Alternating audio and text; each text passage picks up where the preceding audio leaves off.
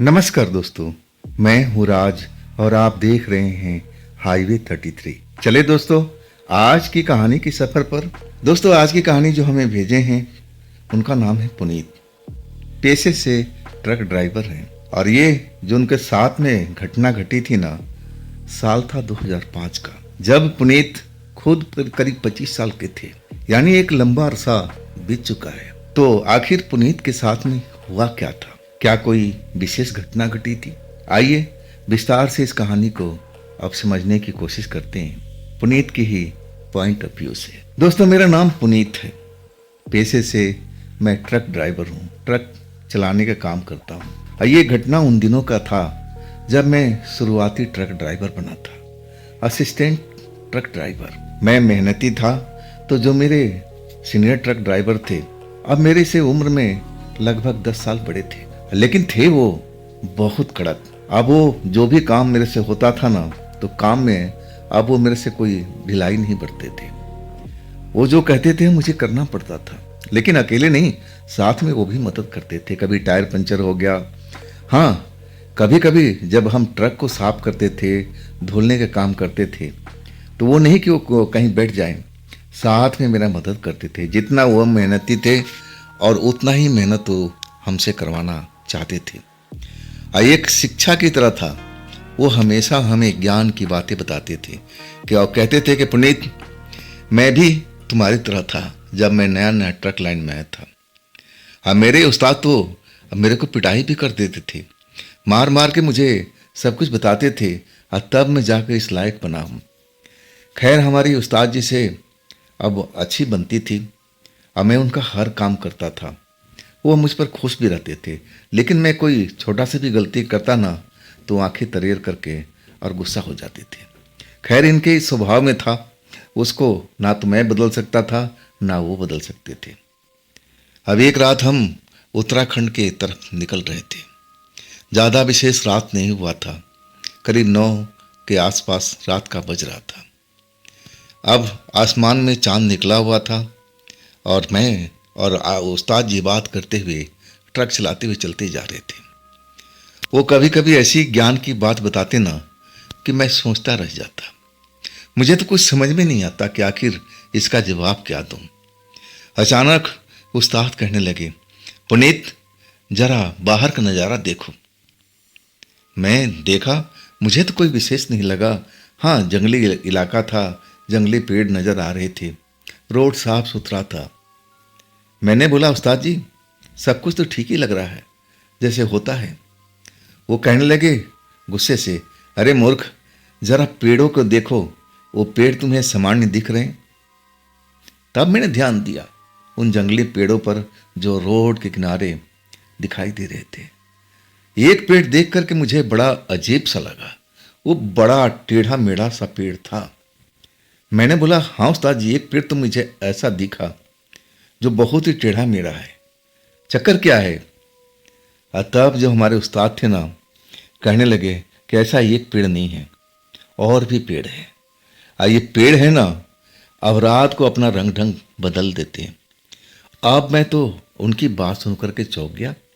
पेड़ रंग ढंग बदलते हैं मतलब क्या? अपने आप को सजाने संवारने लगते हैं? उस्ताद जी हंस पड़े। कहने लगे, तू ऐसा है कुछ, अब समझ लो। मुझे उनकी बात पर विश्वास नहीं हो रहा था। मैं कहने लगा, ऐसा क्यों होता है?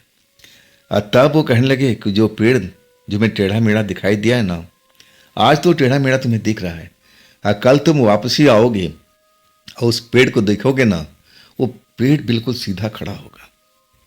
अब आश्चर्य की बात थी, जो बातें बोल रहे थे मेरी तो अब हजम नहीं हो रही थी। ऐसा कैसे हो सकता है? मैंने तो आज तक अब ऐसा कोई किसी से सुना नहीं, ना मैं पढ़ा। मुझे तो इस बात का कोई जानकारी नहीं थी। तब उस्ताद जी कहने लगे कि हाँ, मैंने भी जब पहली बार देखा था ना, तो मुझे भी विश्वास नहीं हुआ था। वो अपनी बात बताने लगे। मेरे उस्ताद मुझे यही सब चीज़ जो मैं तुम्हें दिखा रहा हूँ, बता रहा हूँ, वो मुझे बताया करते थे कि देख, इनका नज़ारा कर। तभी मैं चौंक गया था।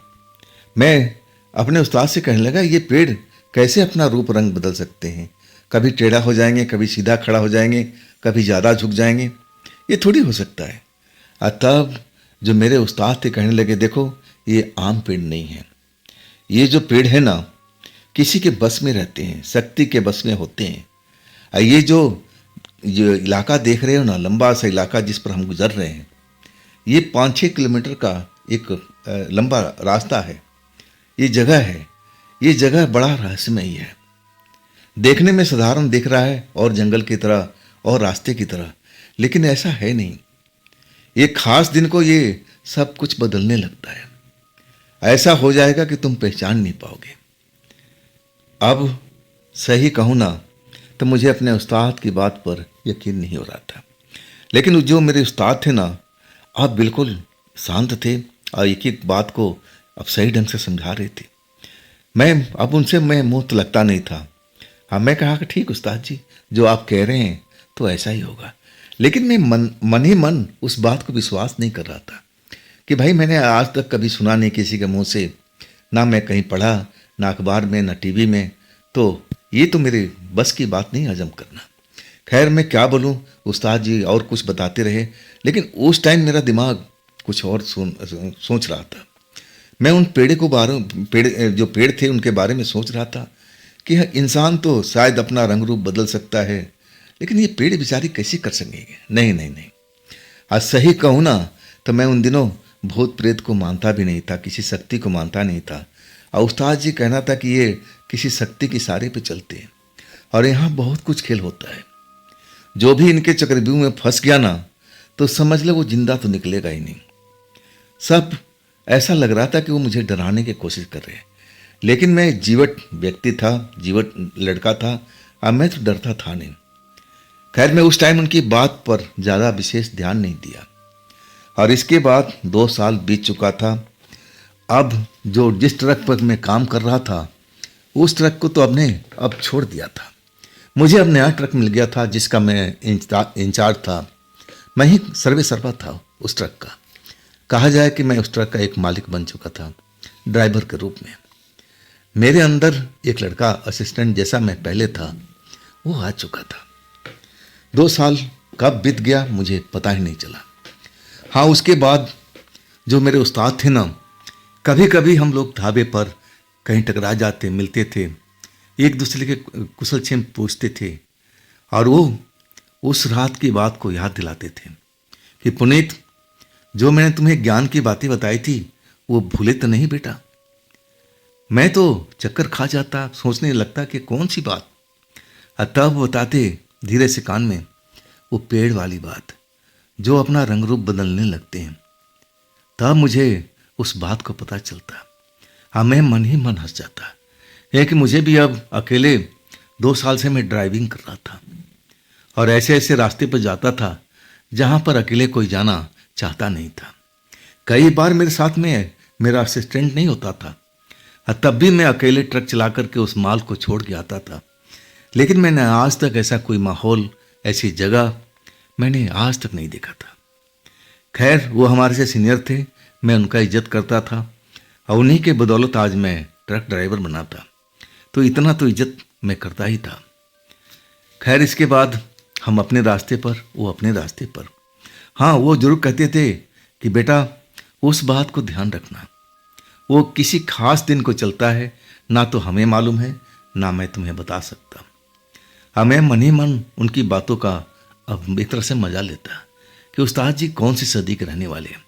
अरे साइंस के युग में ऐसा कुछ थोड़ी होता है।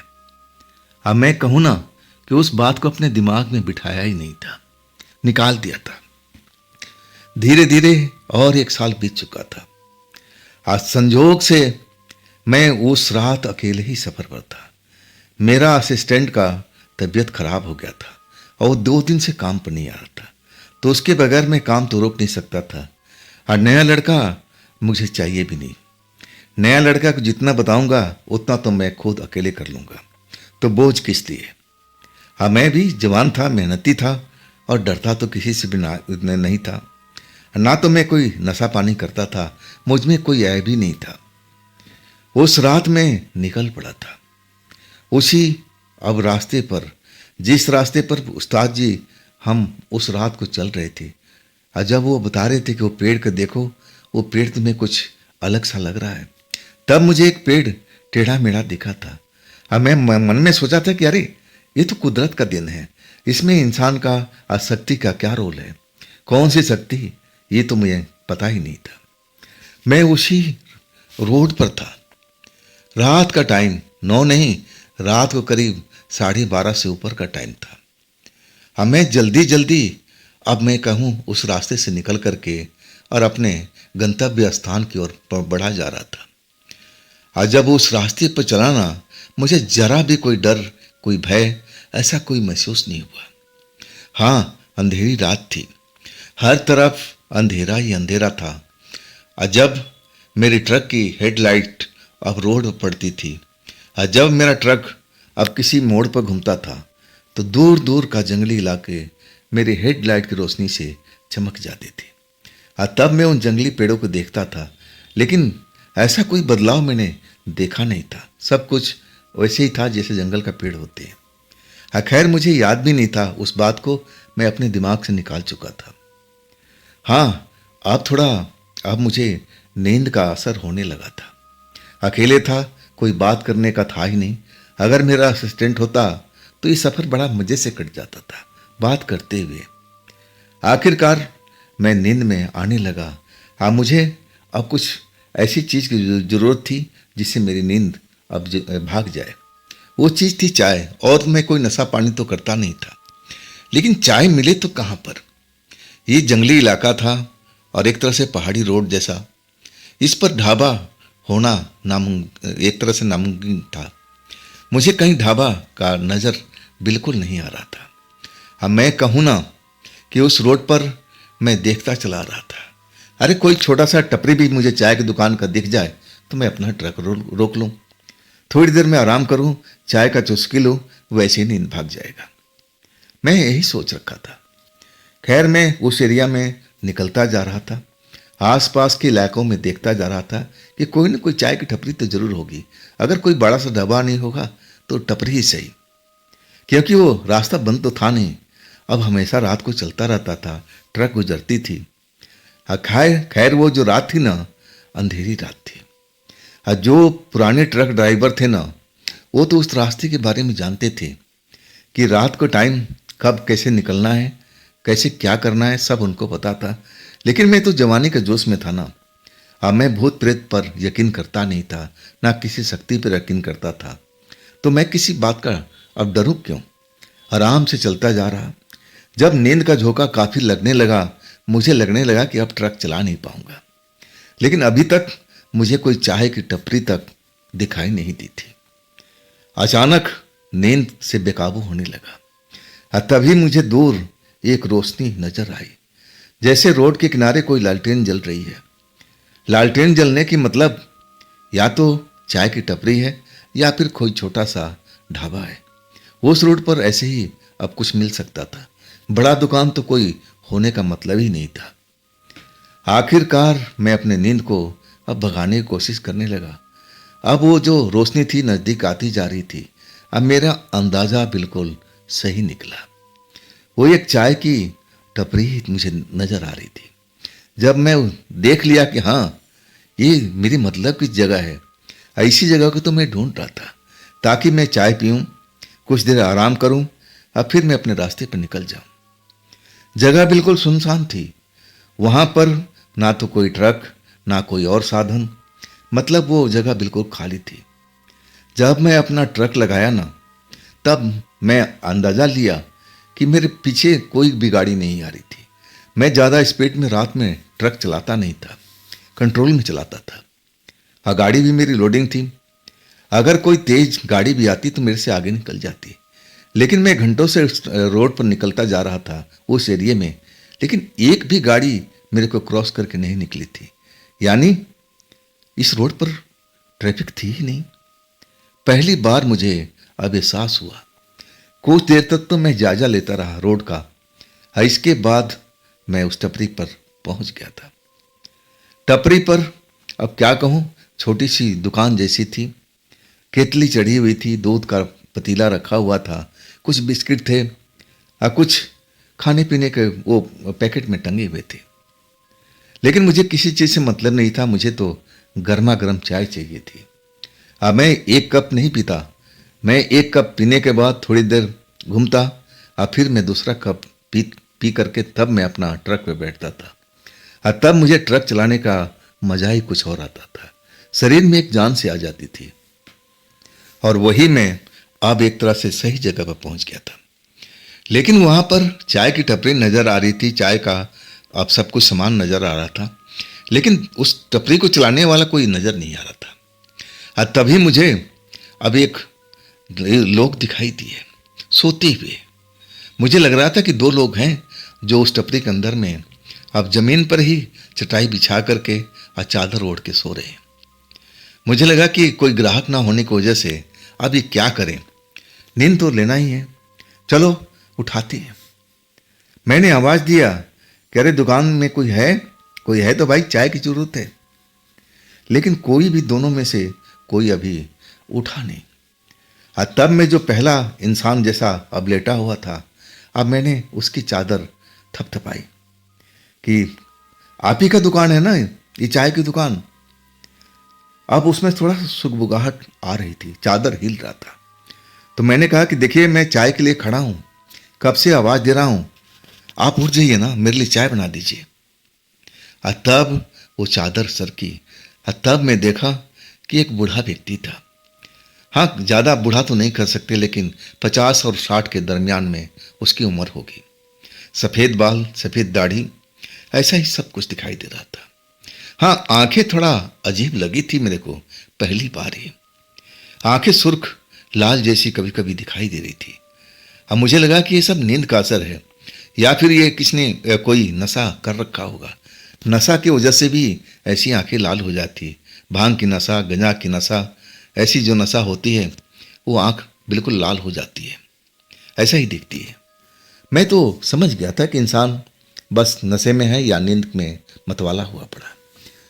वो अब अधेड़ व्यक्ति अब मेरी तरफ देख रहा था जैसे मैं उसके लिए अजूबा हूं। कहने लगा, आप इस टाइम में?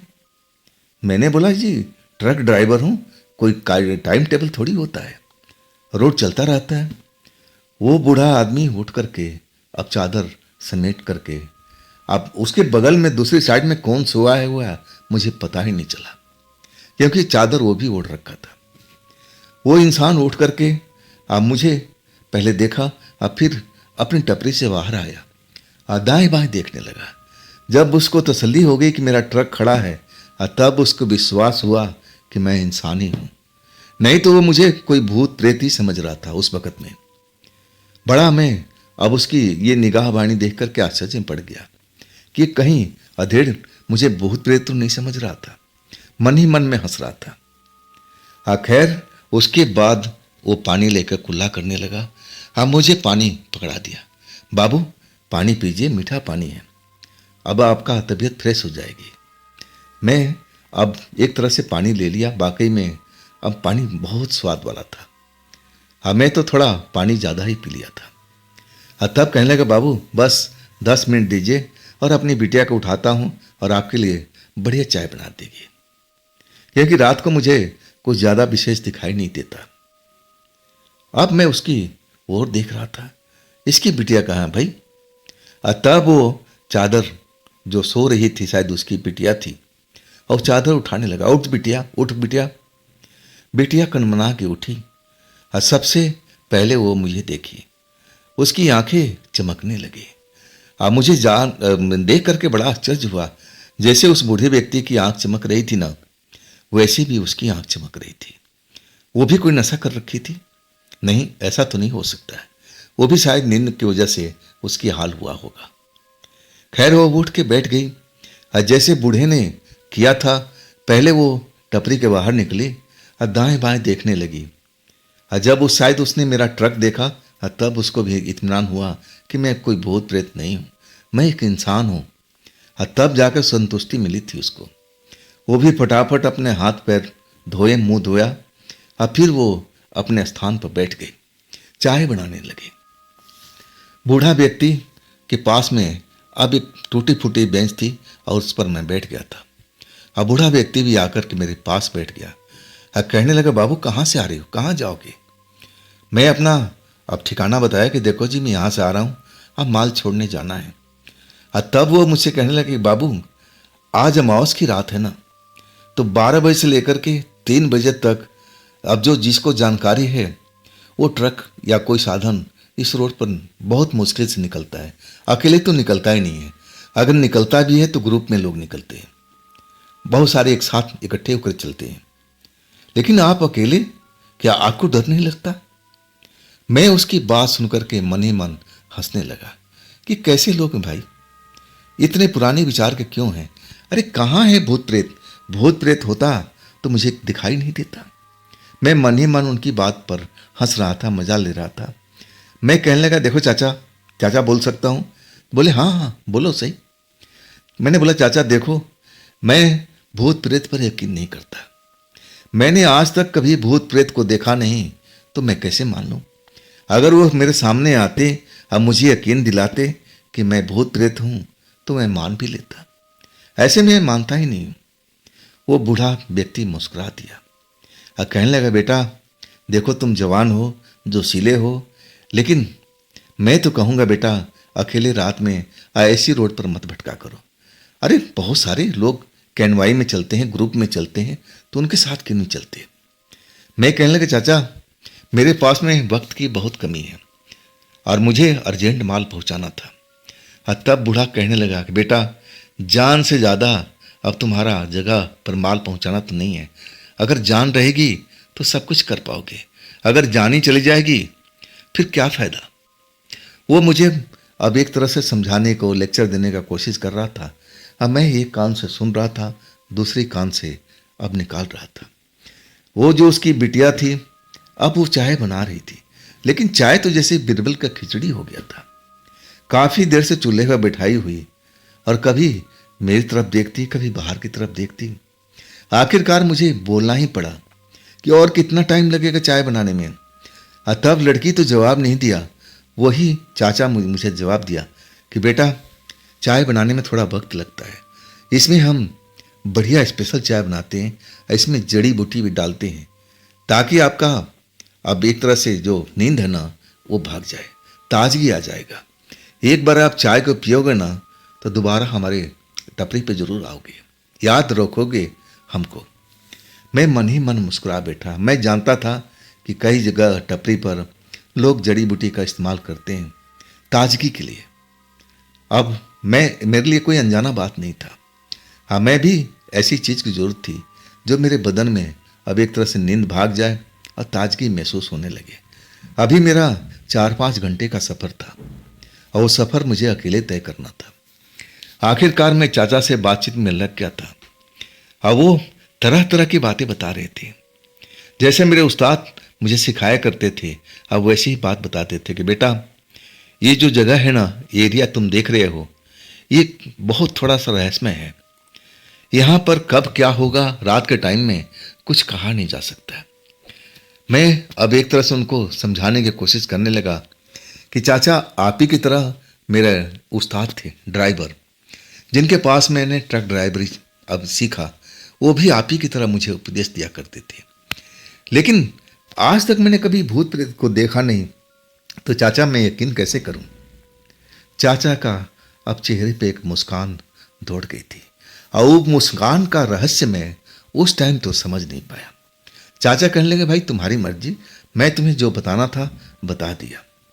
और इसके बाद बिटिया की तरफ बोलने लगे, अरे बेटी थोड़ा जल्दी कर दो ना, मेहमान को बहुत जल्दी है, जल्दी इसको जाना है, चाय थोड़ी बढ़िया पका दो। और इसके बाद वो बूढ़ा उसी बिस्तर पर जाके लेट गया, चादर ओढ़ लिया, जैसे अब इस दुकान से, टपरी से और दिन दुनिया से कोई मतलब ही नहीं है। बेटी के सहारे दुकान छोड़ करके मस्त नींद लेने लगा। मुझे खराटे की आवाज़ उसकी सुनाई देने लगी। अब मुझे लगा कि चलो अधेड़ व्यक्ति है, दिन भर काम में लगा रहता होगा, थक गया, कौन सी बड़ी बात है, बिटिया जवान है, तब थोड़ा देर दुकान को संभाल लेगी। अब कुछ देर के बाद है मैं भी निकल जाऊंगा तो आराम से भी सो जाएगी। अब मैं कहूँ ना कि मैं आज तक किसी लड़की के आकर्षण में फंसा ही नहीं था, और ना मैं ऐसा कोई इरादा रखता था। हमारे गांव में हमारे जो बुजुर्ग थे मेरे मम्मी पापा अब हमें समझाते थे कि देखो बेटा, ट्रक लाइन है ना बहुत बदनाम है। अब मुझे तो बड़ा ऐसे ऐसे लोग बताते रहते हैं कि जो ट्रक चलाता है ना वो एक तरह से बर्बाद हो जाता है, लड़कियों के चक्कर में पड़ जाता है, रोड के किनारे लड़कियां खड़ी रहती हैं, उनके बहकाव में आ जाता है। तू बेटा ऐसे कोई काम तो नहीं करोगे ना। तब मैं मम्मी पापा को यकीन दिलाया था कि नहीं, मैं ऐसा कोई काम नहीं करूँगा। आप मेरी शादी कराओगे जहाँ मैं कर लूँगा, मैं ऐसी लड़कियों के संगत में कभी नहीं आऊँगा। अब मुझे अब वही बात याद आ रही थी। खैर, अब मैं टोपी को बदल रहा हूँ। अब मैं आता हूँ उस दुकान पर लड़की अब अपना स्थान पर बैठी हुई, जैसे चूल्हा जल रहा था और चाय उस पर पक रही है। अब मैं काफ़ी देर हो गया। अब काफ़ी देर हो जाने के बाद लड़की जो थी ना, चाय के पतीले में देख रही थी, जैसे वो चाय ना होकर के ना जाने कोई साइंस का प्रोजेक्ट बना रही हो। और बूढ़ा व्यक्ति तो खराटे भरने लगा था, सोते ही चादर ओढ़ लिया था। अब मैं उस टूटी फूटी बेंच पर बैठ करके कभी रोड साइड को देख लेता और कभी उस लड़की को देख लेता।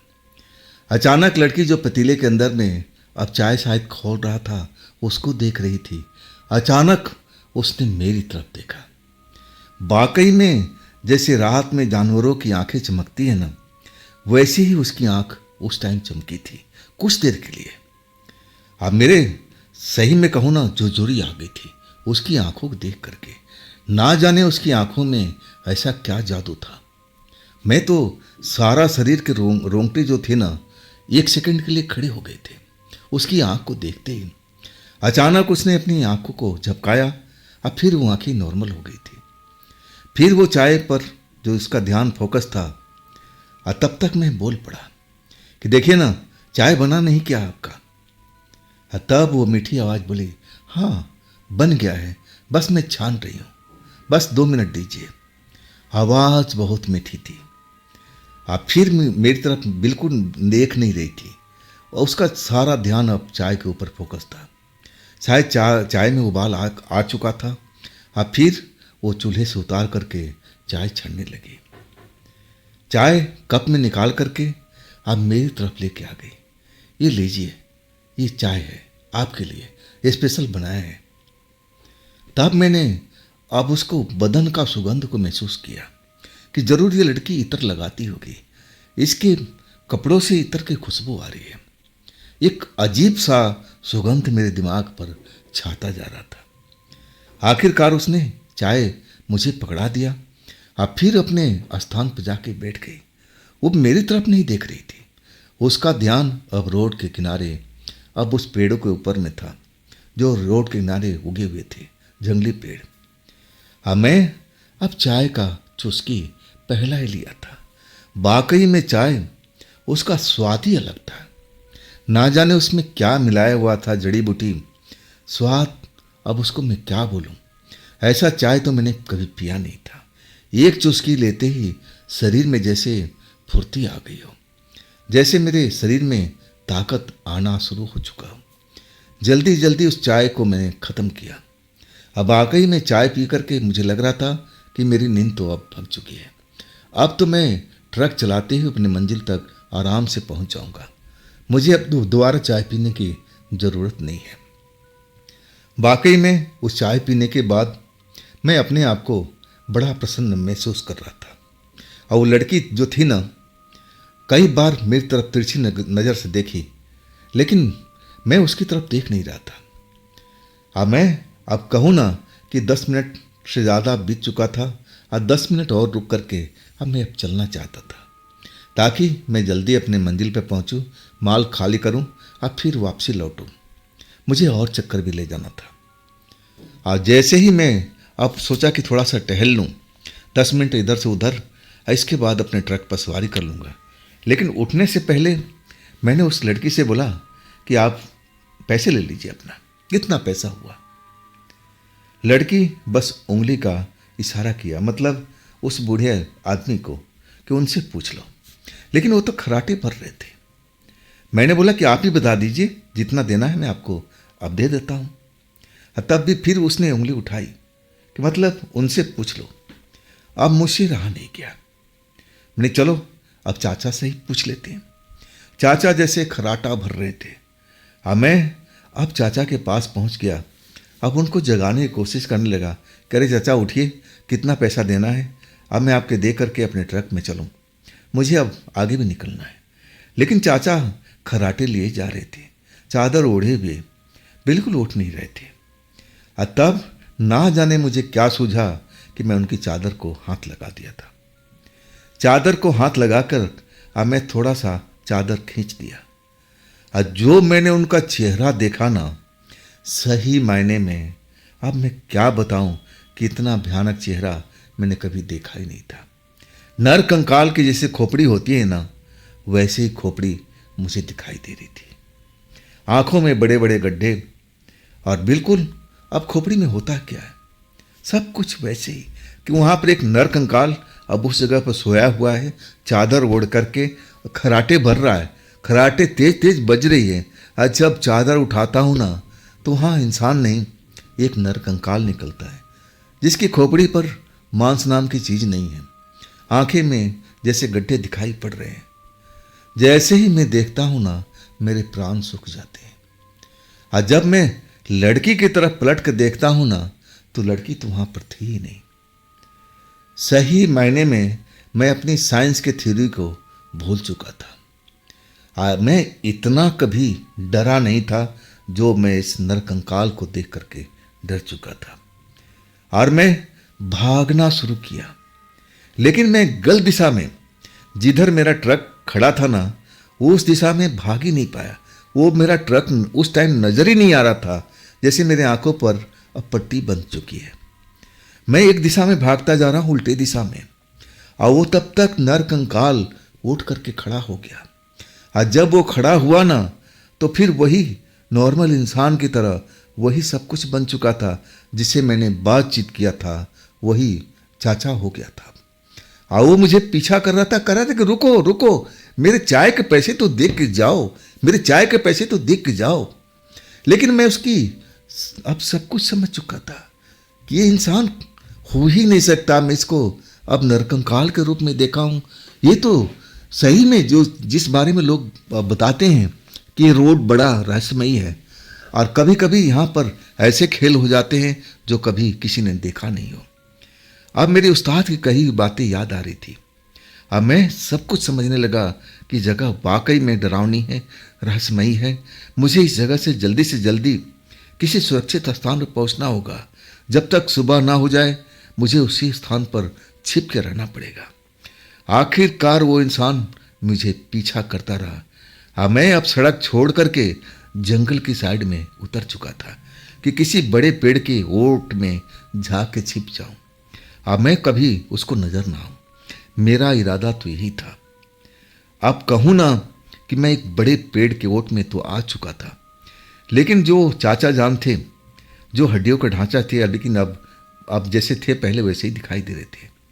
अब वो आसपास में रुक करके जैसे हवा में सूंघने की कोशिश कर रहे थे कि मैं हूँ कहाँ पर। हवा में सूंघ करके एहसास कर रहे थे कि मैं कहाँ पर हो सकता हूँ, लेकिन मैं अपनी सांसें रोक रखा था। मैं इतना डरा हुआ था, मैं तो इतना समझ गया था कि मैं अब बचूंगा नहीं। अगर इस इंसान के पल्ले पड़ गया ना, तो जैसे अपने आप को बना रखा है हड्डियों का ढांचा, जो मैंने उसका असली रूप देखा है, कहीं वो मुझे भी न बना दे। मैं इतना खौफ में था, इतना डरा हुआ था उसका वो शरीर देख करके। और वाकई में वो इंसान रुका रहा, इधर उधर देख रहा था, सूंघने की कोशिश कर रहा था। लेकिन जब शायद वो मुझे देख नहीं पाया ना, तब वो मुड़ चुका था। मुझे बड़ी तसल्ली हुई कि चलो मेरी जान बच गई। अब वो मुड़ के जा रहा है, लेकिन वो अपने टपरी की तरफ नहीं गया, वो दूसरी साइड में निकल गया, सूंघते हुए हवा में, जैसे उसको मैं मिल जाऊंगा। मेरा दिल तेजी से धड़क रहा था। मैं कहूँ ना कि मैं इतना कभी नहीं डरा था जितना उस रात को उसको देख करके मैं डरा था। और वो लड़की को तो मैं भूल ही चुका था। वो लड़की अचानक कहाँ गायब हो गई, कहाँ चली गई, कुछ समझ में नहीं आ रहा था। मैं उसके जाने के बाद जब वो दिखाई नहीं दे रहा था ना, तो बड़ा राहत के सांस लिया। लेकिन दिल की जो धड़कन थी ना, अभी भी तेज तेज चल रही थी। जैसे मेरा दिल अब मेरे शरीर को छोड़ करके बाहर निकल जाएगा। इस तरह का मेरी पोजीशन हो चुकी थी। मेरी जो जुबान थी ना, डर के कारण सूख रही थी, होठ सूख रहे थे, पानी की ज़रूरत थी। लेकिन उस टाइम पानी से ज़्यादा मेरा जान प्यारा था। अगर मैं उसके हत्थे चढ़ गया तो सही में वो मुझे छोड़ेगा नहीं। अब नज़र नहीं आ रहा था। खैर मैं उसी पेड़ के ओट में जो खड़ा था, मैं अब एक तरह से बैठ गया था। धीरे धीरे सांस लेने लगा, अपने आप को थोड़ा सा नियंत्रण में करने में लगा कि अब मैं क्या करूं, अब मैं किधर जाऊं, अब मेरा ट्रक कहाँ गया मुझे नज़र नहीं आ रहा। अब मैं उस टपरी से कुछ दूरी पर आ गया था। जंगल के अब शुरुआती अब जो जगह थी वहाँ तक पहुँच करके पेड़ के ओट में बैठा हुआ लंबी लंबी सांस लेने को अब मैं मजबूर था। अचानक मेरे पीछे कुछ हलचल हुई। आज जैसे ही हलचल हुई ना, मैं तो उछल गया था। मैं डर गया था कि शायद वो चाचा मुझे कहीं पीछे से आकर के पकड़ तो नहीं लिया। लेकिन जब जैसे ही पीछे मुड़ा ना हलचल देखने के लिए, तब तो मेरी आंखें एकदम चौड़ी हो गई थी। वो ढाबे वाली, वो चाय बनाने वाली लड़की थी जो मेरे बगल में आके कब खड़ा हो गई थी मुझे पता ही नहीं चला। बिल्कुल अपने असली रूप में, साधारण रूप में जैसी थी वो, और वो भी एक तरह से डरी हुई दिखाई दे रही थी। अब तो मैं उसको देख करके और डर गया। लेकिन जब बाप ऐसा है तो बेटी भी ऐसी ही होगी। जरूर ये हड्डियों की ढांचा होगी, एक तरह से प्रेतनी होगी या फिर चुड़ैल होगी। अब तो मैं फंस चुका हूँ, अब तो मैं मारा जाऊंगा। उधर उसका बाप है और इधर इसकी बेटी है। जंगल से ये निकल के आ रही है और रोड साइड में वो मुझे ढूंढ रहा है। अब तो मैं बच नहीं पाऊंगा। मैं अपने आप को समझ लिया था कि अब इस जगह से सही सलामत तो शायद मुझे भगवान ही निकाल सकते हैं, और नहीं तो किसी के बस की बात नहीं है। मैं खुद अपने आप को एक तरह से सरेंडर बोल चुका था कि अब मेरे भागने को शक्ति नहीं है। जितना भागना था मैं भाग चुका हूँ। अब जो होगा अब भगवान ही मुझे संभालेंगे। तभी वो लड़की मेरे पीछे आकर के अब बिल्कुल चिपक के खड़ी हो गई। वो भी डरी हुई दिखाई दे रही थी। मैं कहने लगा, अरे तुम मुझे छोड़ दो, तुम भी तो उन्हीं की बेटी हो ना, तुम भी तो चुड़ैल हो ना, मुझे छोड़ो, मुझे छोड़ो। मैं डरा हुआ था और उस लड़की को दूर करने की कोशिश कर रहा था। लेकिन जितना मैं उसको दूर करने की कोशिश करता और वो मुझसे चिपटती जाती थी, बदन उसके कांप रहे थे। तब मैं कुछ भी समझ नहीं पाया कि मैं तो डरा हूँ, मैं तो एक अनजान हूँ उसके लिए, लेकिन ये तो उसकी बेटी है, ये भला क्यों डर रही है। अचानक उसकी जो बेटी थी चाय वाली, जो चाय मुझे बना के दिया था, और धीरे धीरे कहने लगी, देखो शोरगुल मत करो, नहीं तो ज़्यादा दूर नहीं है, आस पास में ही है, और वो इस जगह पर आ जाएगा सूंघते हुए। उसकी नाक बहुत तेज है, जरा भी उसको गंध मिल गया हम दोनों का तो वो टपक पड़ेगा। फिर ना तो तुम बच पाओगे ना तो मैं। मुझे बड़ा आश्चर्य हुआ। अरे तुम तो उसकी बेटी हो, वो तुम्हें क्यों मारेगा, तुम्हें क्यों पकड़ेगा। तब वो कहने लगी कि ना तो मैं उसकी बेटी हूँ ना तो मैं उसका कोई रिश्तेदार हूँ। तब मैं एकदम हैरान रह गया था कि ये लड़की क्या बोल रही है। तब मैं बोला, फिर तुम कौन हो। कहने लगी कि ना ही पूछो तो अच्छा है, तुम तो भूत प्रेत को मानते नहीं, आत्माओं को मानते नहीं, तो तुम मेरी बात पर यकीन कैसे करोगे। मैं कहने लगा कि मैं अब देख लिया हूं ना, अब तो मैं मानता हूं, इन चीज़ों को जानता हूं, तो तुम हो कौन। लड़की एक फीकी सी मुस्कुराहट और मुझे दिया। कहने लगी, जिस बात को तुम नहीं मानते ना, मैं वही हूं, एक भटकी हुई आत्मा हूं। अब मैं इस रोड पर भटक करके अब इधर से निकल रही थी, तभी वो इंसान मुझे पकड़ लिया। मुझे पिछले 6 महीने से अब एक तरह से मुझे दुखी कर रखा है। ना जाने कौन कौन से काम मुझे करवाता है, इंसानों को फंसाने की कोशिश करता है। कई इंसान अब इसके जाल में फंस भी जाते हैं, जैसे तुम फंस गए हो। अगर उनकी किस्मत अच्छी रही तो इस जगह से निकल पाते हैं, नहीं तो वो बूढ़ा अब एक तरह से उनको गायब भी कर देता है। मैं उसकी बात सुन करके दंग रह गया था। अब मैं कहने लगा, जब तुम आत्मा हो तो तुम्हारे अंदर भी तो शक्ति है, तुम मुझसे लड़ नहीं सकती। डरते हुए पूछा, तब वो लड़की अब एक तरह से धीरे से बोली कि नहीं, मैं इतनी शक्तिशाली नहीं हूँ जितना वो है। वो एक प्रेत आत्मा है, प्रेत है, प्रेत शक्ति है। हाँ, मैं एक साधारण सी आत्मा हूँ, मुझ में वो शक्ति अभी मिली नहीं है। अब कब मिलेगी मुझे ये भी पता नहीं है, लेकिन मैं तब तक भटक रही हूँ। अब मैं इसके चंगुल में हूँ, अगर इसके चंगुल से निकल के गई तो किसी दूसरे के चंगुल में आ जाऊंगी। अब ये प्रेत लोग मुझे परेशानी तो करते हैं, मुझे चैन से भी एक जगह पर रहने नहीं देते। उसकी व्यथा सुनकर के अब मैं तो अलग ही परेशान था। और उधर रोड पर कुछ चलने की आवाज़ आ रही थी। तब वो लड़की बोली एकदम शांत रहना। उसकी नाक है ना, अब एक तरह से बहुत दूर से सूंघ लेता है। उसको जरा भी जानकारी मिल गई ना तो हम दोनों फिर से फंस जाएंगे। तुम जब आए ना तभी मुझे लग गया था कि मैं तुम्हारे सहारे भागने की कोशिश कर सकती। जब वो नींद में आ जाएगा तभी वो मौका मुझे मिला था। जब वो भोजन कर लेता ना, जब उसकी पेट भर जाती है तब वो नींद के खर्राटे मारने लगता है। और वो जो वक्त था ना, जिस टाइम तुम आए थे, सही मायने में उसका अब नींद का था। जिस टाइम तुम पहुँचे थे वो भोजन करके जंगल में आ चुका था, ना जाने क्या मांस खा के आया था। वो लड़की बुदबुदा करके जैसे अब बड़बड़ा रही हो। बाकी में रोड पर किसी के चलने की आवाज़ आ रही थी, खट खट खट की, जैसे कोई रोड से गुजर रहा हो। तभी मैंने देखा ना तो मैं दहल चुका था।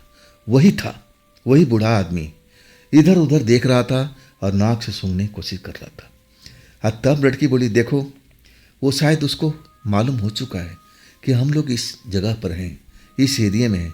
हमें जंगल के अंदर चलना पड़ेगा और किसी सुरक्षित स्थान पर अब हमें अपने आप को छिपाना पड़ेगा। तब हम शायद कहीं बच पाए, नहीं तो वो अब हमें ढूंढते हुए इधर से उधर भटकता रहेगा जब तक हम ना मिलेंगे।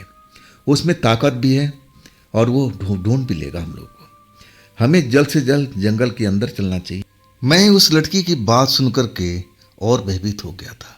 हम मन ही मन सोचने लगा कि जब वो प्रेतात्मा होकर के अब उसके जाल में फंसी हुई, अब मैं तो एक तुच्छ इंसान हूँ, ना जाने अब वो पकड़ने के बाद अब हमें क्या करेगा। खैर, लड़की की तो बात को तो मैं नहीं मानता, लेकिन मैं अपने बारे में सोच रहा था कि मेरे साथ वो क्या सलूक करेगा, कहीं वो अपनी जैसा तो नहीं बना देगा। मुझे इसी बात का खौफ था, डर था, और मैं बहुत डर चुका था। वो लड़की जब मुझे सब कुछ बताने लगी तो मुझे थोड़ा सा अब लगा कि मैं उसके सहारे जिंदा रह पाऊंगा।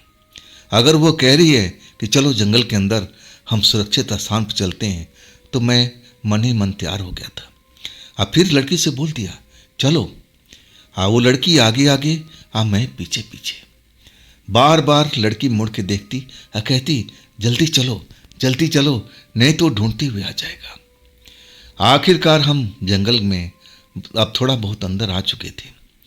अब एक तरह से कहा जाए ना, लड़की अब जैसे अब उसको लिए कोई अनजान रास्ता नहीं था, बिल्कुल अब आंख मूंदे हुए जैसे चल रही है। मैं तो उसके पीछे पीछे पीछे पीछे चलता जा रहा था, आगे आगे लड़की, और एक जगह पर आके रुक गई। वहां पर मोटे मोटे पेड़ कहीं दिख रहे थे। एक पेड़ के पास आकर के लड़की कहने लगी कि सबसे सुरक्षित जगह ये है। ये जो पेड़ देख रहे हो ना, ये मामूली पेड़ नहीं है। अब उस्ताद का कहा हुआ वो सब बातें याद आने लगी, और वो भी उस्ताद कह रहे थे कि देखो, ये जो एरिया है ना, यहाँ पर पेड़ भी अब एक तरह से अपने आकार विकार सब कुछ बदलने लगते हैं। मैं उस पेड़ को देखकर हैरान था कि देखने में तो बिल्कुल सीधा साधा बिल्कुल सही लग रहा था, सीधा खड़ा था, तो इसमें कोई खासियत क्या है। लड़की कहने लगी कि देखो, ये जो पेड़ है ना, अब ये शक्ति इसको एक तरह से संभाल के रखी है। इस पेड़ के नीचे जब हम आ गए हैं ना, तो पेड़ हमारी रक्षा करेगा। वो जो नरकंकाल है, वो प्रेतात्मा, प्रेत शक्ति आ तो जाएगा, देख भी लेगा, लेकिन हमें छू नहीं पाएगा जब तक हम इस पेड़ के नीचे हैं। जो पेड़ की आत्मा है, जो शक्ति है, वो हमारी रक्षा करेगी। वाकई में वो लड़की मुझे बता रही थी। अब मुझे तो सब कुछ आश्चर्य की तरह लग रहा था कि कहाँ एक निर्जीव पेड़ उसमें इतनी शक्ति कैसे आ जाएगी। लेकिन अब हमारे पास में कोई विकल्प नहीं था। अब उस पेड़ के पास आकर के हम रुक चुके थे। अब मैं कहूँ तो मैं तो बिल्कुल थका हुआ था, प्यासा था, कंठ सूखा हुआ था। अब तो मेरे से बोला भी नहीं जा रहा था और एकदम बदन थकान में चूर हो गया था। मैं उस पेड़ के पास बैठ करके तने में सर टिका दिया था, लेकिन जो लड़की थी ना, वो बैठी नहीं थी। इधर उधर ताका झाकी कर रही थी। उसको शायद अभी भी डर था कि शायद ये पेड़ हमें बचा पाएगा या नहीं बचाएगा। लेकिन मैं इतना थका हुआ था ना कि मेरे में अब इतना हिम्मत नहीं था कि मैं इस जगह से उठ कर कहीं और जाने का सोचूं। कब मुझे अब एक तरह से झपकी आ गई, मुझे पता ही नहीं चला। जब उस लड़की के चिल्लाने की आवाज़ आई ना, तब मेरी आँख खुली। जैसे ही मैं देखता हूँ ना, तो वही चाचा, वही रूप, उसी रूप में मुझे नजर आया जिसे मैं पहली बार देखा था, मिला था उस चाय की टपरी पर। उस लड़की को पकड़ रखा है, हाथ पकड़ रखा है और कह रहा है कि तू मुझे धोखा देगी, चल चल हम चलते हैं। अब ये तो आज नहीं तो कल फंसेगा, और कल नहीं फंसेगा तो 1 साल बाद फंसेगा। इसको तो मैं छोड़ूंगा नहीं। जब भी अभी सीरिये से गुजरेगा, अब मैं इसको तो कभी पकड़ ही लूँगा। मुझे इसकी बात का टेंशन नहीं है, टेंशन तेरी थी कि तू मुझे धोखा दे रही थी और तू इस लड़के को भगाने में मदद किया है। वाकई में वो इंसान जैसा दिखने वाला चाचा अब उस लड़की पे बरस रहा था और लड़की अब रो रही थी, कह रही थी कि मुझे छोड़ दो, मुझे छोड़ दो, तुम मुझे और नहीं सताओ, मुझे जाने दो, मुझे दूर जाना है, तुम्हारे पास नहीं रहना है। जिस पेड़ के पास मैं बैठा हुआ था और लड़की का कहना था कि इस पेड़ में शक्ति है, अगर यहाँ पर कोई ऐसा आत्मा आ जाता है जो बिल्कुल अब कोई कष्ट देने वाला हो तो वो वही पेड़ उसकी रक्षा करेगा। लेकिन ऐसा कुछ नहीं हो रहा था यहाँ पर। वो चाचा बिल्कुल उस लड़की का हाथ पकड़ करके खींचते हुए, लड़की जाने को तैयार नहीं थी, लेकिन ज़बरदस्ती उसको घसीट करके और जंगल के बाहर निकलने की अब फिराक में था। उसी टाइम जैसे वो पेड़ एकदम हिलने लगा था, जोर से, जैसे उस पर आंधी का असर हो गया है। जैसे ही आंधी का असर जैसा महसूस हुआ, वो जो चाचा था ना, उस लड़की को छोड़ करके और खुद भागने लगा। पेड़ जोर से हिल रहा था। ना जाने उस पेड़ में ऐसी क्या शक्ति थी या फिर तेज हवा चल रही थी, मुझे मालूम नहीं चला। आखिरकार वो लड़की जो थी ना, दौड़ के मेरे पास में आ गई। कहूँ ना, उस पेड़ के तने के पास चिपक करके बैठ गई थी। तेज अभी भी हिल रहा था। सिर्फ वही पेड़, आसपास के पेड़ सब शांत खड़े थे। तब मुझे एहसास हुआ कि जो मेरे उस्ताद जी कहा करते थे सही बात थी। इन पेड़ों में ज़रूर ऐसी शक्ति है। और ये लड़की का भी कहना था कि ये जो पेड़ है ना, ये भी एक आत्मा है। ये आत्मा हमारी रक्षा करेगी। अब वाकई में वो रक्षा कर रही थी। और आखिरकार वो चाचा इंसानी रूप वाला अब अपना ठिकाने की तरफ भाग गया था। इसके बाद मुझे वो गहरी नींद आई कि मेरी जब आँख खुली ना, तो सुबह हो चुकी थी। जैसे ही मैं आँख खुलता हूँ तो पक्षियों की चिल्लाने की आवाज़, अब रोड पास में ही था, ट्रैफिक की आवाज़ शुरू हो चुका था। मैं अब उस लड़की को देख रहा था कि कहाँ है लड़की, कहाँ है आत्मा, कहाँ है वो, लेकिन वो थी नहीं। मुझे उस लड़की के बारे में बिल्कुल जानकारी नहीं मिली कि आखिर वो लड़की मेरे सोने के बाद कहाँ चली गई। मुझे अपनी जान का फिक्र था। मैं तो उस जगह से उठा सीधा रोड पर। जिस टपरी के पास में ट्रक खड़ा किया था, वहाँ टपरी का नामो निशान नहीं था, जैसे वह टपरी कभी थी ही नहीं। ट्रक मेरा खड़ा था। मैं बस ट्रक के पास पहुँचने की देरी थी और उसके बाद मैं ट्रक स्टार्ट किया और फिर अपने मंजिल की तरफ निकल गया था। और उसके बाद मैं कभी भी इस एरिया में आता था। ये 5-6 किलोमीटर का रास्ता जो था, सही में रहस्यमय था। और इसके बाद मैं कई ड्राइवरों से भी सुना था जो मेरे साथ में हुआ था, कईयों के साथ खेल हो गया था। शायद वो लोग भी ईश्वर की चमत्कार से ही बचे होंगे। लेकिन उस आत्मा लड़की का क्या हुआ, मुझे उस बात को बहुत तकलीफ थी कि आखिर उसके साथ फिर वो प्रेतात्मा कहीं पकड़ के तो नहीं ले गया? क्या फिर वो आज़ाद हो गई थी मेरे सोने के बाद? वो कहीं निकल गई थी? क्या वो स्वतंत्र है? मैं उसकी बहुत चिंता करता था, लेकिन कभी भी उसके बारे में मुझे कोई जानकारी नहीं मिली। मुझे उसका वो भोली चेहरा मुझे बार बार आज भी नजर आता है। उसकी रोती हुई, बिलखती हुई आंखें, आंसू गिरती हुई मुझे आज भी बिल्कुल जैसा लगता है कि मेरे सामने में खड़ी हो। लेकिन ये मेरा भ्रम था। इस बात को तो अब बहुत लंबा अरसा हो गया है, और आज भी मैं उस जगह से जब कभी भी गुजरता हूँ ना, तो मुझे अकेले जाने की हिम्मत नहीं होती।